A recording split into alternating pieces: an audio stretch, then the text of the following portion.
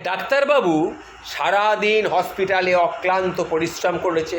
সন্ধ্যায় বাড়িতে এসে স্নান করে স্ত্রীর সাথে চা খাচ্ছেন বিস্কিট সহ আর গল্প করছে। এমন সময় মোবাইলটা বেজে উঠল। ডাক্তারবাবু তখন মোবাইলটা ধরে বললেন, হ্যালো। অপর প্রান্ত থেকে ভেসে এলো, আমরা তিনজন 18 বছরের পুরনো সিঙ্গেল মল্ট নামি হুইস্কি নিয়ে বসছি, তুই আসবি? তখন ডাক্তারবাবু বলল, হ্যাঁ আমি আসছি, একটু ওয়েট করুন, আমি আসছি। উনি তাড়াতাড়ি করলেন কি পোশাকটা পরে রেডি।